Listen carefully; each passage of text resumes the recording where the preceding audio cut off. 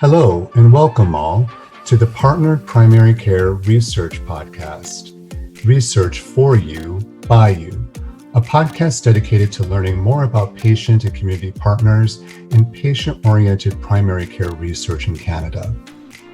The Primary and Integrated Healthcare Innovations Network is proud to present this podcast with a focus on public representation in health.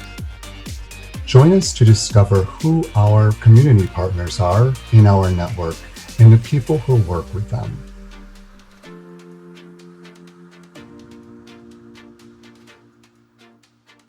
Hi, and welcome to the Partnered Primary Care Research Podcast, Research for You, by you. My name is Jillian Bartlett Escalon, and I'm the Executive Director of the Network Coordinating Office of the Primary and Integrated Healthcare Innovations Network. I'm very pleased to have Joan Cranston from Newfoundland here today as our guest. Hi, Joni. Please tell us a little bit about yourself. Okay, well, I'm originally from Ontario, but I've lived in Newfoundland for over 30 years. I'm a physiotherapist, and I have the privilege of living and working in a small rural community, Norris Point, in Grossmore National Park on the beautiful west coast of Newfoundland. I have heard it's actually one of the most beautiful spots in Canada, and I hope one day to visit there. But can you tell us, why did you become a patient partner?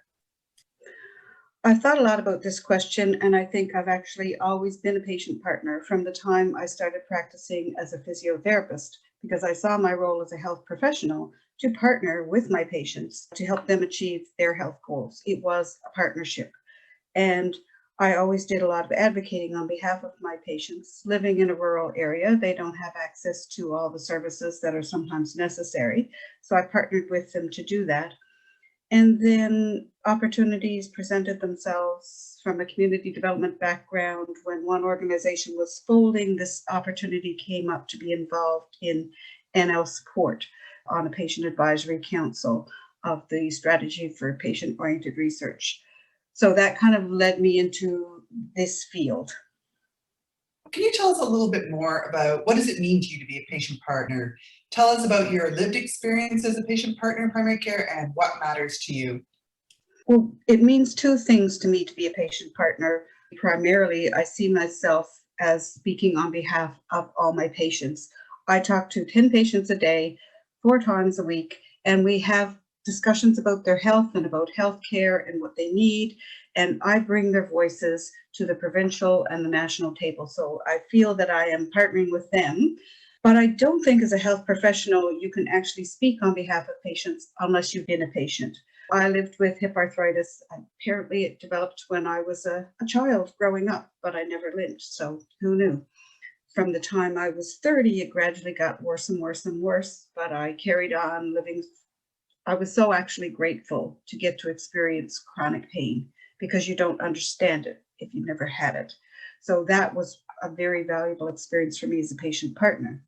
Fortunately, hip arthritis is something that can be cured with a total hip replacement, which I did have. I think I was age 57 or 58. And fortunately, I'd done a course about myofascial release, which allowed me to self-treat myself post-op and get the best result out of my surgery. So my lived experience is about the chronic pain, going through a surgery that went sideways, but I ended up self-treating and got the best result possible. So what matters to me is for researchers and health professionals and the system as a whole to really listen to patients. What matters to them? It's not how many pills a day. It's more qualitative rather than quantitative. Sometimes it's quantitative if they're talking about their pain. But I think what really matters is recognizing that they have PhDs in their lived experience, and we have to recognize that and we have to value that. One of the first orthopedic surgeons that I worked with said a very wise thing to me. He said, just ask your patients and they will tell you what's wrong. Then you've got your answers. You go from there. So I think the most important thing is valuing patients and their voices. Thank you, Joni. And that's really interesting. I can see from your vocabulary that you've been around a lot of researchers and you're developing that expertise. It's fascinating to me that you are approaching this from both sides of the table. And that's also an invaluable perspective. So if someone was thinking of becoming a patient partner, what advice would you have for them? Be passionate about what you do. Focus on your own experience because that will inform the approach you bring to the table, but also listen to others around you and get that wider experience to bring to the table. When you become a patient partner on these councils, recognize that there is huge expertise around the table in the other patient partners, in the researchers, and in the staff that actually do a lot to facilitate these processes. I think sometimes patients are so inwardly focused that we think it's all about us. It's not all about us. It is about us, but there is so much expertise and knowledge and willing to collaborate out there that you should be prepared to take full advantage of that. The other thing that I know is a barrier to some of my patients is the whole technology, the whole level of literacy that you need to read some of the materials that are presented, navigating the technology, having access to broadband. These kind of things can be barriers. So I think you have to recognize that. You have to recognize that it's huge. The field is huge. You can get pulled in 1,000 different directions. So you decide, do you want to go off in all directions or do you want to focus? Find your best partners, other patients, researchers to work with so that you use your time wisely and to an advantage. I have heard several patient partners becoming overwhelmed lately with the demands, and we need to maybe find another way to engage more people in the system so that the demands can be spread out in among a wider group of patient partners. I think that is excellent advice. Let's get more people in and get them talking from more perspectives. That is really good advice. Can you share a moment in your patient partnering journey that touched you the most or you're most proud of? I was working on a business plan today for the Great Northern Peninsula Community Place project that I'm starting in a small community called Portachois, working with a volunteer group of board of directors, a health practitioner collective, as well as a research collective that is providing support for the project. It truly is a patient-led project. All these people on the board have been my patients, and we decided that we needed a proper space to offer the care. So apart from a business plan that we'll use to access some funding, we're raising our own money to purchase the building and to provide initial operating costs. We created this fundraising structure with platinum, gold, silver, and bronze partners. And in order not to exclude anyone, we have a category of community builders where people can give whatever amount they're able to give. And then we wanted to have a poster. It has a lighthouse on it with platinum at the top and community builders at the base on the bottom. And we wanted a quote to tie the whole thing together. We said this project is about all the communities on the Great Northern Peninsula. And my board came up with this line: this project will be built by the people, for the people. And they are true partners in their health, and they do know that research is involved. They don't know that they're actually part of this whole big experiment to see what happens when you spark this kind of thing in a rural community. But they really owned it, and they're building it for their community. And that just broke my heart, made me very proud. That's amazing. I think as I've been doing these podcasts, I realize there's some things we hear again and again, but I also realize that all of you are expanding the definition of patient partner and what patient partners can contribute in providing really great examples. Really look forward to seeing how that works out. It sounds like a super exciting initiative and something that's going to be relevant and probably needed by more than just your community. So that is great to hear about. So I'm going to switch a little bit here and ask you if you have any messages for the researchers out there who are new to patient-partnered research and are considering embarking on this challenging, but what I have said over and over again is a rewarding endeavor. You're in for quite a ride and quite an experience. Patients bring insight and wisdom, but also humor and They can bring you into their communities, and they will really enrich whatever research that you're hoping to do. And I think also help to make it more relevant. I've had a lot of background in community economic development, and we don't talk about community-oriented research, we talk about community-based research.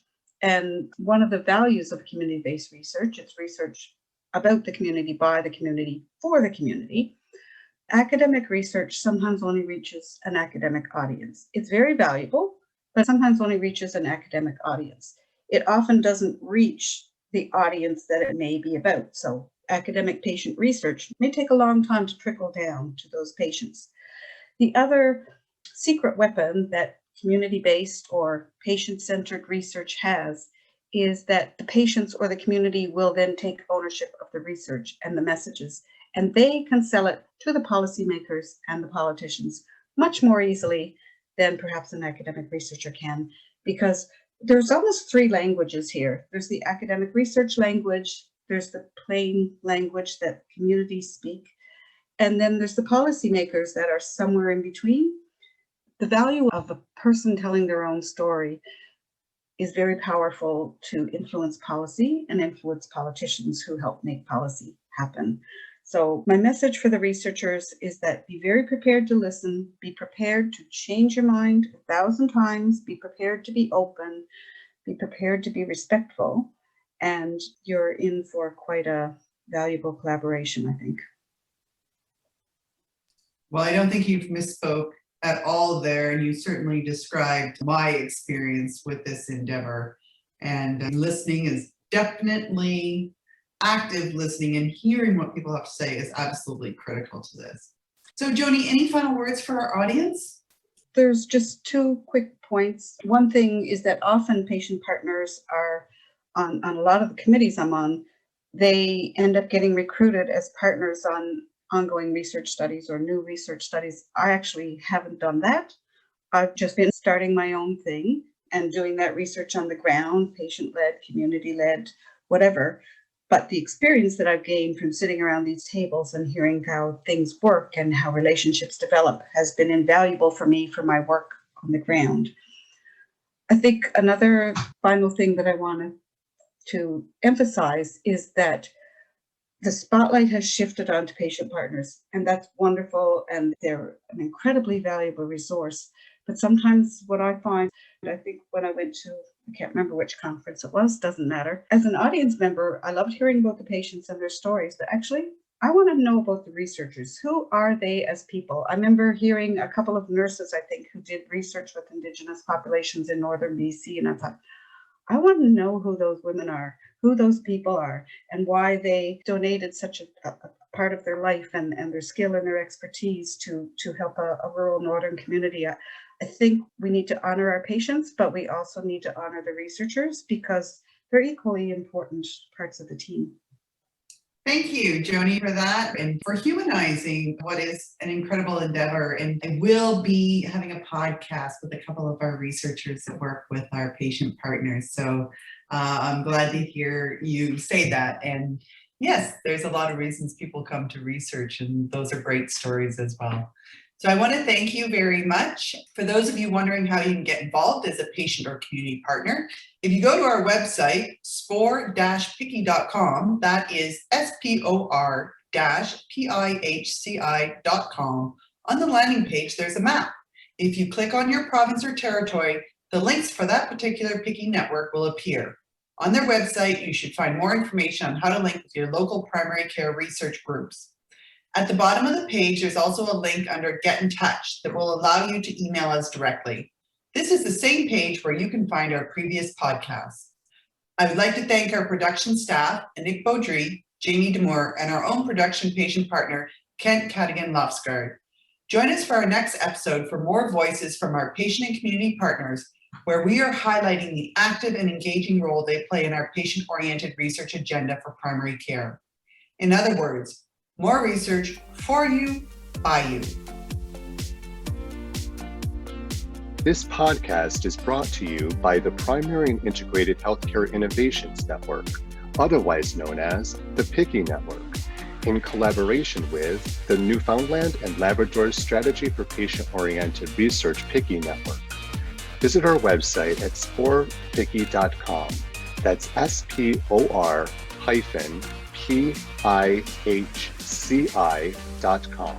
to learn more about our activities and upcoming events.